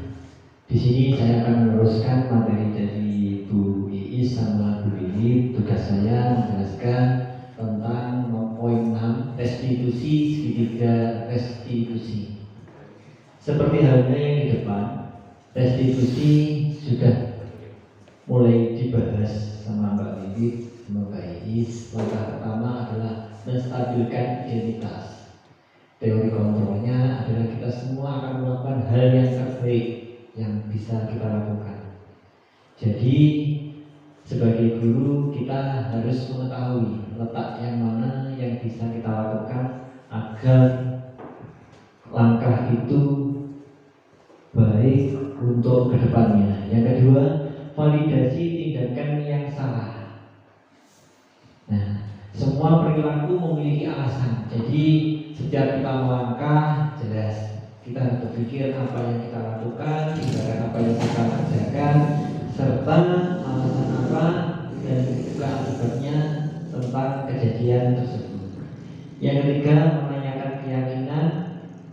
Kita semua, teori kontrolnya, kita semua memiliki motivasi internal. Lanjut. Segitiga restitusi, yaitu keyakinan kelas apa yang telah disepakati itu muter sebenarnya. Kamu ingin menjadi orang yang seperti apa? Kamu bukan satu-satunya yang pernah melakukan. Nah, jadi kadang kan kita ketika ada anak yang salah dulu, nyapa yang ada PR langsung to the line saja. Tapi kan ini kalau sekarang segitiga restitusi kita berbeda.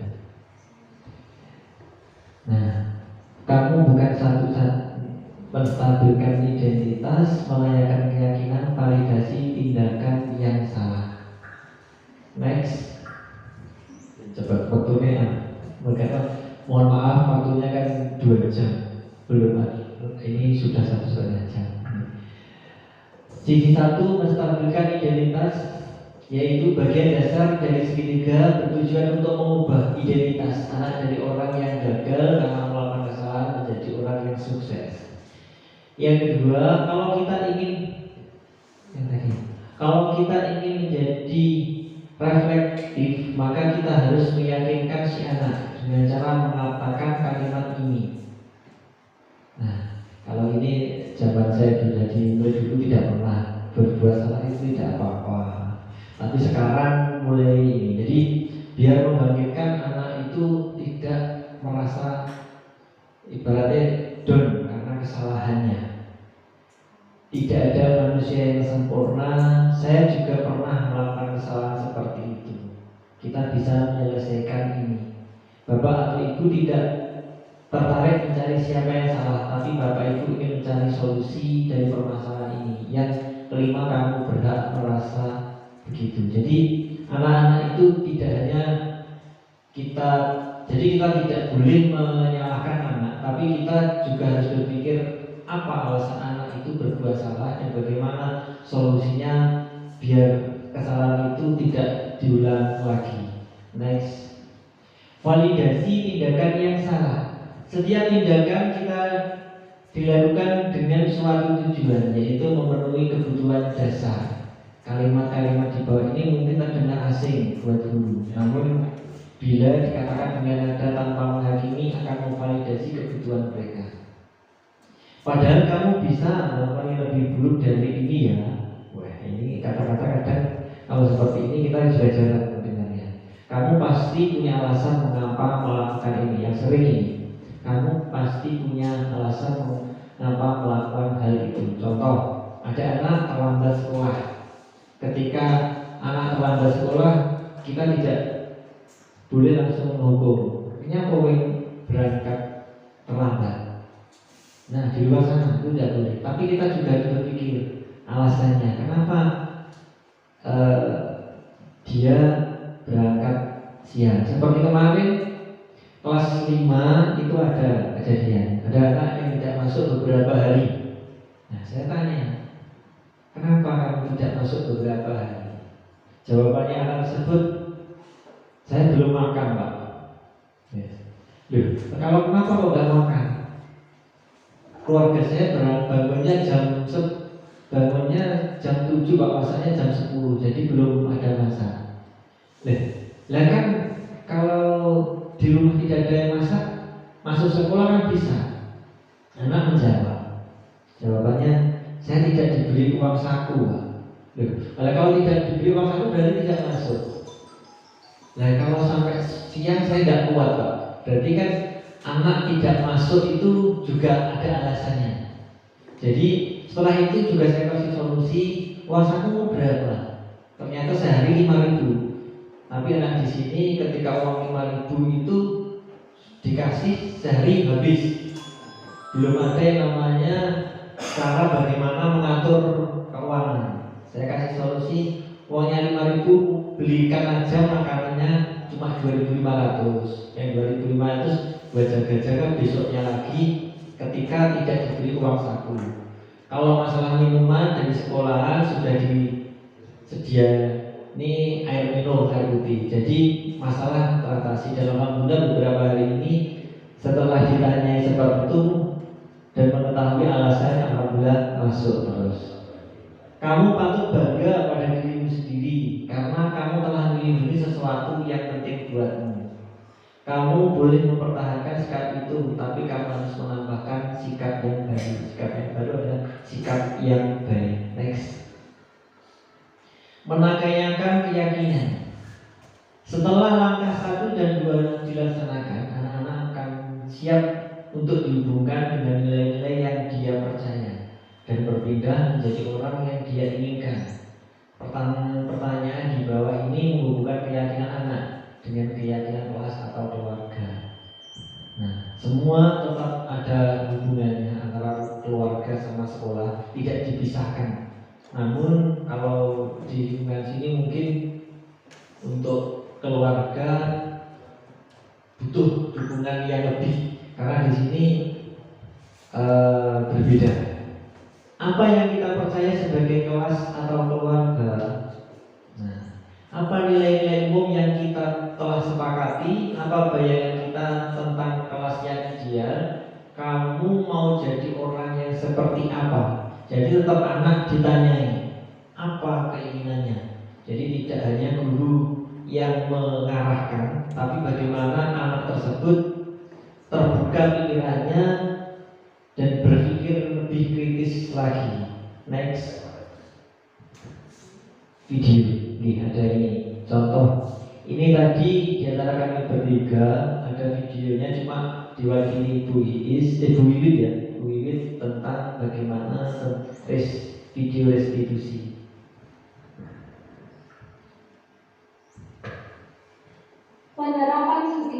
restitusi dalam pembelajaran. Kasus yang pertama, pada saat ulangan ada siswa yang mencari jawaban di buku atau menyontek.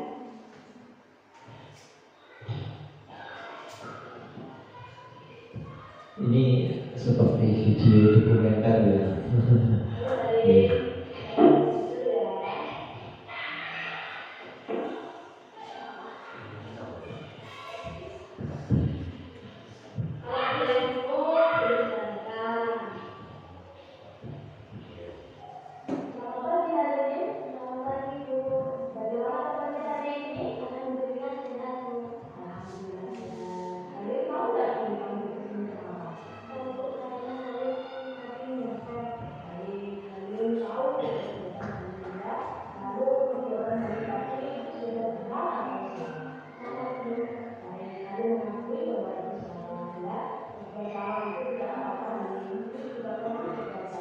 Ketika menemukan kesalahan dari siswa tidak diperkenankan, kita itu ibarat menghakimi di depan anak-anak yang lain.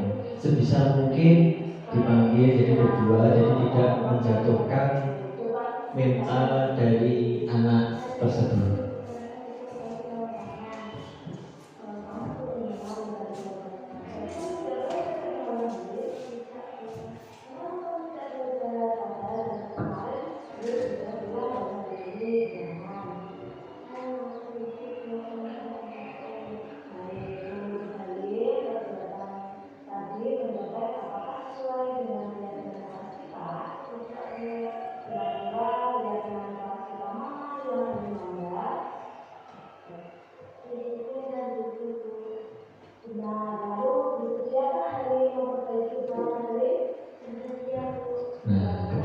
Ditemukan kesalahan, sebagai guru harus menekankan ke depan anak itu bagaimana, dan harus disepakati kesepakatan apa dan bagaimana biar anak tersebut berubah menjadi lebih baik lagi.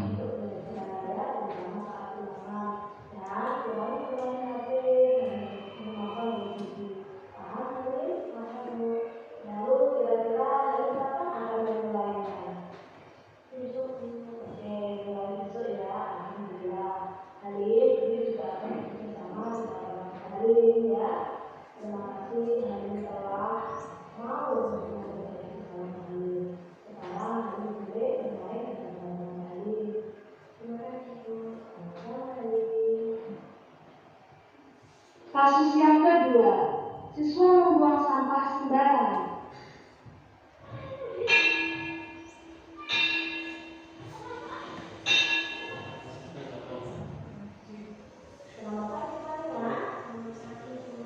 Ya.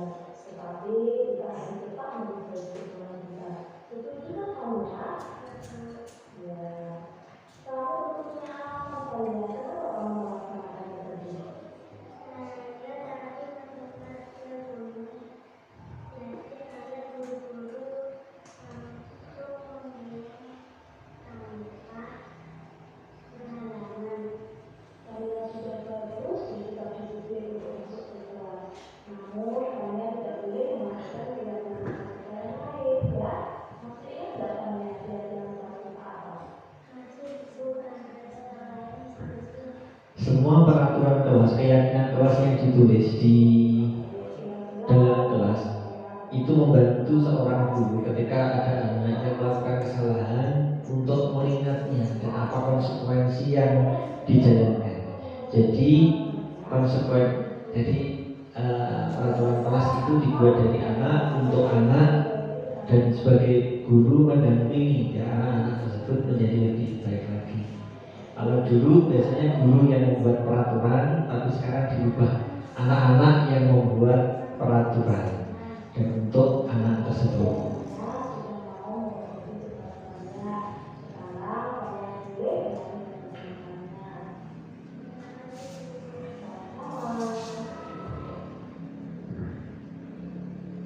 video restitusi ini diantara kami bertiga diwakili dengan videonya Bu Iis karena Bu Wiwi karena keterbatasan waktu.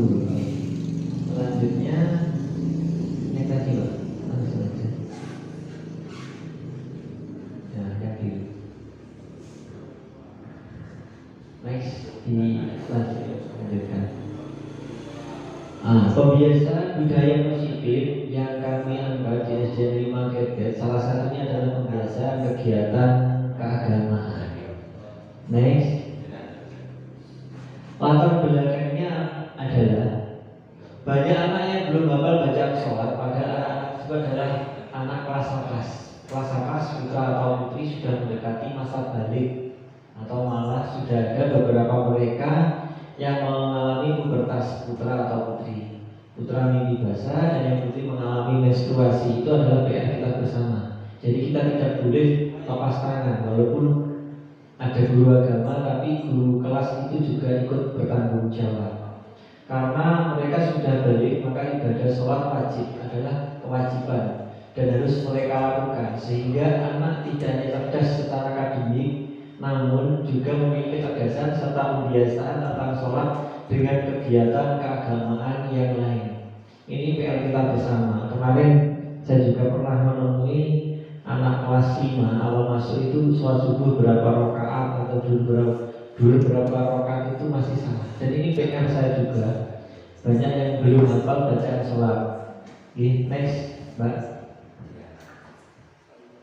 Dengan adanya pembiasaan sholat duha tiap pagi yang bacaannya disuarakan ketika sholat, besar harapan anak-anak menjadi hafal bacaan sholat, sehingga ketika sholat 5 waktu di rumah bacaannya sudah lancar sesuai ajarannya. Ketika harapan dari kami ketika sholat duha itu entah nanti yang imami siapa, setelah diimami dengan imam atau dari bapak ibu, bapak guru, karena kan bacanya dalam hati. Mungkin anak-anak diberi waktu satu salam, jadi 2 rakaat. Itu anak-anak kelas 1 sampai kelas 6 bacaannya disuarakan. Ini kemarin kelas 1 sampai kelas 6 sudah saya beri fotokopian. Tapi kalau yang kelas bawah saya belum bisa, kenapa? Anak-anak terhalang belum bisa baca. Enggak, bukan hurufnya juga saya belum bisa baca. Kemarin yang di kelas 6 yang hafal beberapa anak yang kelas 5 juga masih beberapa. Ini PR kita bersama dan besar harapannya ini ketika lulus ya hafal bacaan sholat minimal. Kayak yang lain tidak terlalu saya menuntut, cuma ketika nanti bacaan sholat waktu kalau bisa lulus sudah bisa. Apalagi nanti ada anak-anak yang sudah balik dan sudah bebas atau menstruasi, ditanya pagi sholat subuh mau boten sih, boten Pak. Itu kan PR kita bersama juga. Itu makanya budaya positif di SDN 5 Krebet khususnya itu adalah keagamaan yang kami angkat. Selanjutnya, murid menjadi giat sholat duha, tadarus pagi atau di sekolah serta melakukan sholat 5 waktu di rumah, karena besar harapan anak-anak menjadi siswa yang bertanggung jawab dan mandiri. Akhirnya terwujud budaya untuk melakukan kegiatan keagamaan tanpa adanya paksaan. Dari tahun 2019 pernah saya angkat sebenarnya ini, cuma kemarin terpotong pandemi. Jadi berarti ini diangkat lagi karena apa? Setelah pandemi banyak anak yang hafalan bacaan sholat ini hilang lagi. Entah. Jadi ini PR kita bersama, bukan 1 atau 2 guru. Jadi tolong setiap pagi minimal siapa yang sholat subuh. Ketika sholat subuh itu anak aman, insya Allah yang lain ikut aman. Karena yang subuh itu waktunya pendek dan beratnya karena dingin. Jadi di kelas 5 itu dulu juga saya sering dari yang dulu, siapa yang sudah sholat subuh, siapa yang sholat subuh, ternyata banyak. Dan kelas 5 kemarin yang sudah naik ke kelas 6 sudah apa? Terus lupa lagi. Entah ini kasusnya gimana. Makanya besar harapan setiap hari minimal kelas 1 sampai kelas 6 belajar. Kalau sholat duhur disuarakan tidak mungkin sholat wajib. Kalau yang sunnah niat kita belajar bareng. Jadi kan ada anak itu bisa karena terbiasa. Jadi walaupun ini hanya di sekolah, karena apa? Ketika di sini ini repot juga. Kemarin saya ada anak tanya, saya tanyai, nih kamu sholat di rumah enggak? Boten Pak. Nah orang tua di boten. Nah itu kan kasus kita. Berarti kalau merubah yang di rumah ini tidak mungkin. Tugas kita hanya merubah yang di sekolah. Besar harapannya ketika anak berubah budaya positifnya di sekolah dibawa ke rumah, semoga yang di rumah juga ikut berubah menjadi lebih baik lagi. Next, contoh kegiatannya itu yang sana itu hafalan, yang tengah itu bacaan. Nah, ini yang paling sarung ini saya ingat dulu. Itu tahun 2019 saya pernah ke sini, masuk di sini. Ada satu anak ketika setiap sholat duha itu tidak bawa sarung. Terus saya tanya, kenapa tidak bawa sarung? Saya tidak punya sarung Pak. Terus saya berikan. Tapi setelah itu beberapa tahun saya cari anaknya sudah tidak ada. Apa pindah tidak tahu saya. Iya pindah kelihatannya. Saya itu pas kan saya dulu dari sekolah yang lumayan besar. Ekonomi keluarganya sangat mendukung. Di sini ternyata sarung saja tidak punya. Saya ketika ditanya tidak punya dan ternyata orang tuanya kurang mendukung, saya beres dulu merdeka itu. Ternyata luar biasa dukung. Makanya yang dijelaskan Bu Is tadi, sesuatu program itu tanpa dukungan keluarga itu bisa berhasil tapi kemungkinan kecil. Tapi di sini kita berusaha menggerakkan dari sekolah, tugas yang rumah nanti semoga dapat ibaratnya kecipratan lah. Kita pelan-pelan mengubah dari sekolah dulu. Next, lini masa tindakan yang akan dilakukan. Satu yaitu perencanaan aksi nyata dan persiapan. Jelas semua harus butuh aksinya, harus ada persiapan. Yang kedua, koordinasi dengan kepala sekolah dan teman sejawat terkait program tersebut, yaitu pembiasaan keagamaan yang dilakukan di sekolah. Yang ketiga, pelaksanaan aksi nyata untuk menumbuhkan pembiasaan keagamaan tadarus, sholat duha dan zuhur bersama di sekolah. Yang akhirnya siswa terbiasa sholat wajib di rumah. Yang keempat, refleksi dan pelaporan aksi nyata. Nah ini sholat wajib. Saya pun juga teringat di sini anaknya rumahnya Nopuro ketika sholat Jumat. Kenapa tidak sholat Jumat ya? Di Nopuro tidak ada masjidnya. Akhirnya saya berpikir, wes gini aja nih, sebelum pulang sampai di rumah, ketika Jumatan jangan pulang dulu, tunggu di bawah. Nanti Jumatan dulu, setelah Jumatan naik. Dan alhamdulillah juga berhasil. Jadi sebagai guru kita juga harus tanya apa alasannya, dan kita juga mencoba mencari solusi biar bisa berjalan. Next.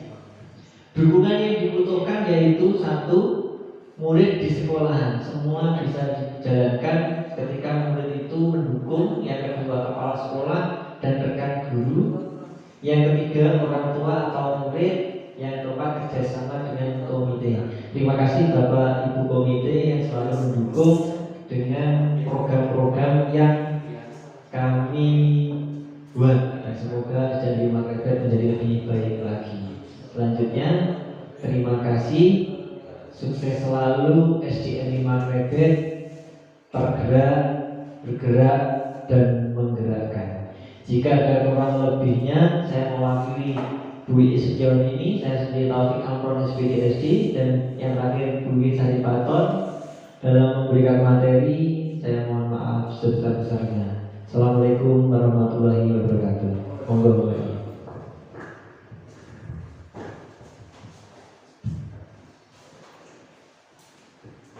Baik Bapak Ibu, demikianlah pemaparan materi dari kami bertiga. Acara selanjutnya yang kelima yaitu tanya jawab.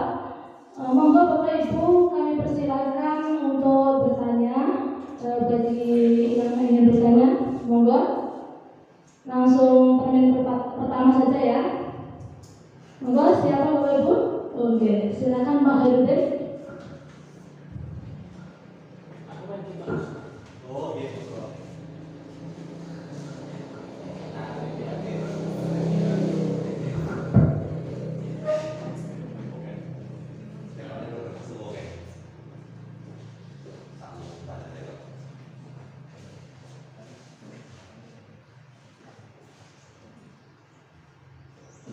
Terima kasih atas kesempatan yang diberikan. Sebelumnya saya ingin mengucapkan selamat kepada beliau bertiga karena sudah terjaring di CGP ini. Saya tahu ini CGP ini perjalanannya sangat panjang dan berat, tapi alhamdulillah SDN 5 Krebet ini bisa masuk 3 dari 10 yang ada. Jadi sebelumnya tepuk tangan untuk SDN 5 Krebet. Sebetulnya banyak sekali yang ingin saya tanyakan, tapi karena keterbatasan waktu cukup satu pertanyaan saja yang ingin saya sampaikan. Dan dari beliau bertiga saya tidak akan menunjuk siapa nanti yang menjawab, yang jelas nanti siapa yang menjadi wakilnya saya yakin beliau bertiga mampu untuk menjawabnya. Saya tertarik dengan istilah restitusi tadi, restitusi. Tetapi di sini pertanyaan saya yaitu posisi apa yang paling tepat untuk menghadapi jika ada anak yang melakukan kesalahan. Kenapa ini saya tanyakan? Karena saya di SDN 5 Krebet kebetulan saya pegang kelas 6 dan kebetulan ini Bapak Ibu dari komite juga ada yang hadir sehingga beliau akan tahu persis bagaimana nanti kondisi yang sebenarnya di kelas 6. Gini, saya ambil contoh, ketika anak-anak itu saya beri tugas, itu ternyata banyak di antara mereka itu tidak mengerjakan. Berarti itu sudah saya anggap sudah dikatakan bersalah karena tidak melaksanakan tanggung jawab yang diberitakan guru. Nah, ini posisi bagaimana yang seharusnya dilakukan atau menghadapi persoalan-persoalan seperti itu. Itu saja mungkin pertanyaan dari saya. Terima kasih atas jawabannya nanti. Terima kasih Pak Wahyudin atas pertanyaannya. Saya sendiri yang akan berusaha menjawab, ya. Jadi restitusi itu adalah cara penanganan anak untuk anak yang bermasalah, ya. Kita bisa menggunakan restitusi karena restitusi itu adalah cara yang paling baik. Jadi ada tahapannya. Yang pertama menstabilkan identitas dulu. Jadi anak-anak yang salah, yang merasa bersalah, itu emosinya kita stabilkan dulu, ya, dengan pertanyaan-pertanyaan tadi. Setelah distabilkan, kemudian memvalidasi tindakan yang salah. Bukan membenarkan tindakannya, ya Bapak Ibu, tapi membenarkan alasannya. Jadi kamu punya alasan, jadi membenarkan alasannya, bukan tindakannya. Kemudian yang terakhir yaitu menanyakan keyakinan. Jadi di dalam menanyakan keyakinan tadi juga kita menggiring anak-anak untuk mencari solusi dari permasalahannya. Jadi restitusi itu juga digunakan. Tetapi kita perlu memberikan posisi, ya. Kita itu ketika melaksanakan restitusi, kita melaksanakannya sebagai apa? Posisinya apa? Kemarin tadi kan ada 5, ya. Ada penghukum, kemudian pembuat merasa bersalah, teman, pemantau, dan manajer. Ya, kalau menurut yang saya baca dan menurut saya pribadi, itu yang paling tepat adalah posisi manajer. Karena kenapa? Di posisi manajer itu kita berusaha untuk mengajak anak untuk memecahkan masalah mereka sendiri, ya, dan membuat mereka menjadi mandiri, tanggung jawab, dan kreatif, ya Bapak Ibu.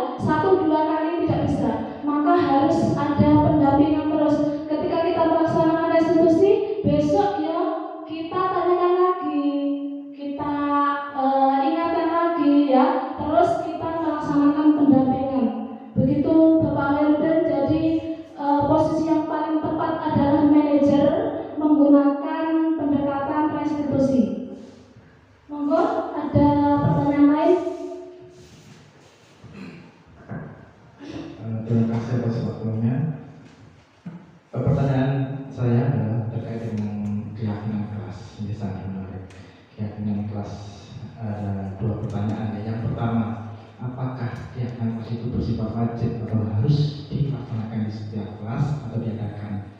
Kemudian yang kedua, apabila diadakan kelas itu bersifat wajib, apakah di setiap kelas itu berarti model atau bentuk keyakinan kelasnya itu berbeda-beda seperti itu. Kemudian tadi sebenarnya sudah ada di slide di materi, tapi karena terlalu kecil tidak keyakinan kelas. Tolong untuk diberikan contoh saja bentuk keyakinan kelas seperti apa, terutama di kelas bawah. Karena saya betul mengajar di kelas bawah berdasarkan dengan usia. Terima kasih. Terima kasih Pak Agus atas pertanyaannya. Monggo ada Bu Is atau Pak Taufik yang ingin menjawab pertanyaan.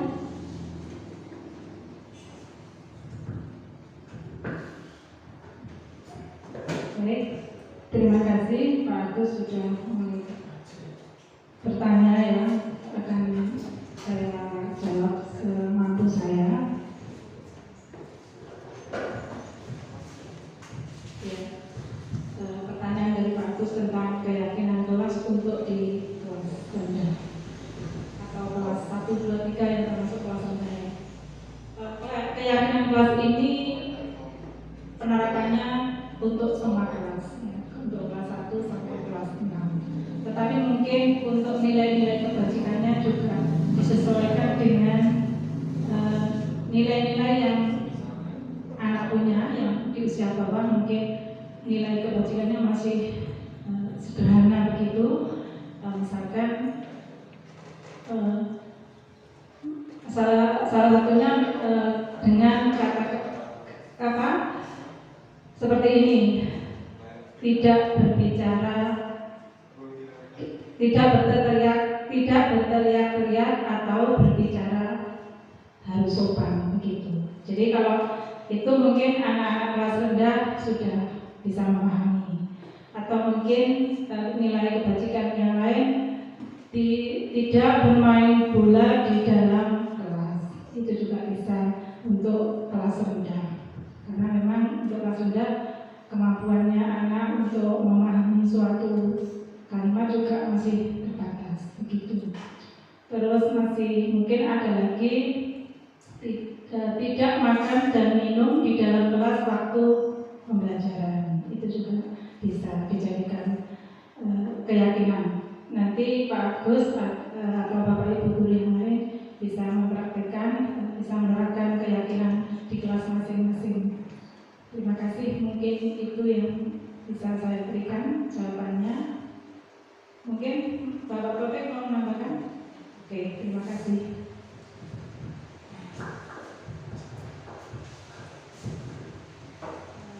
Saya menambahkan sedikit ya. Jadi di dalam kelas itu ada semua, kelas 1 sampai kelas SMA itu bisa membuat keyakinan kelas ya. Jadi kalau di dalam kelas bawah itu kita bisa menggunakan tabel T dan tabel Y. Nanti bisa kita bantu untuk membuatnya atau menjelaskan lagi ya. Jadi membuat keyakinan kelas bisa menggunakan tabel Y dan tabel T. Sebenarnya dalam keyakinan kelas itu pembuatannya harus dihindari kata tidak, mohon maaf ya Bapak Ibu. Jadi agar anak-anak itu terbiasa menggunakan kata positif. Misalkan tidak berteriak-teriak di dalam kelas, ini mohon maaf ya, menurut saya membaca seperti itu, tidak berteriak-teriak di dalam kelas. Jadi kita ganti dengan tenang di dalam kelas, tidak membuang sampah di kelas misalkan. Jadi membuang sampah di tempat sampah. Sebisa mungkin kita menggunakan kata-kata positif, kata-kata negatif itu jangan digunakan. Seperti itu Bapak Ibu. Ada yang bertanya lagi? Tidak ada ya. Terima kasih atas waktu, atas pertanyaan Bapak-bapak sekalian. Selanjutnya yaitu doa. Kami mohon kepada Bapak Puput Saputra SPD berkenan untuk memimpin doa.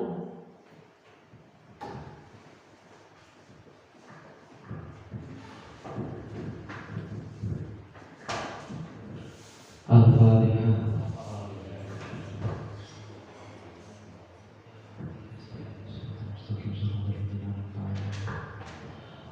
A'udzu billahi minasyaitonir rajim. Bismillahirrahmanirrahim. Bismillahirrahmanirrahim. Allahumma shalli wa sallim wa barik ala sayyidina Maulana Muhammadin wa ala ali sayyidina Muhammad. Alhamdulillahirabbil alamin. Hamdan syakirin, hamdan na'imin, hamdan yuafi bi'afi mazidah. Ya Rabbal hamdu kama yanbaghi li jalali ma'ani sultanik.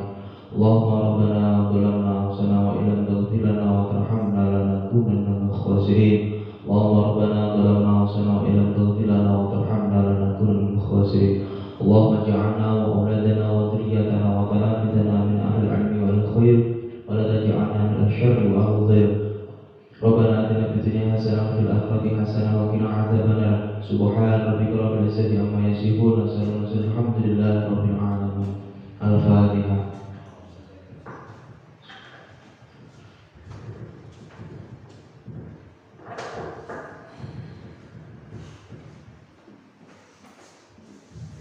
Dihaturkan terima kasih Bapak Ibu semuanya. Saya mewakili calon guru penggerak mengucapkan terima kasih yang sebesar-besarnya kepada Bapak Ibu semuanya, Bapak Ibu undangan yang telah hadir dan mengikuti acara diseminasi kali ini.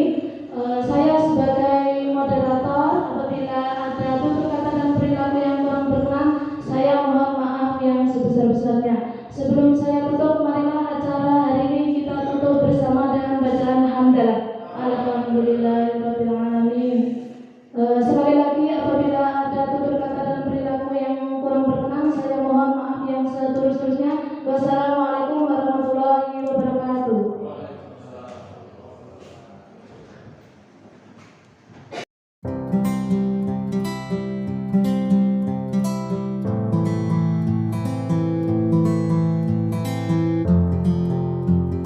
Assalamualaikum warahmatullahi wabarakatuh. Saya ingin menanggapi kepada Bapak Tauhid Amron, Bu Wiwit, Saifaton, dan Bu Iis Setiorini yang telah menyampaikan pengimbasan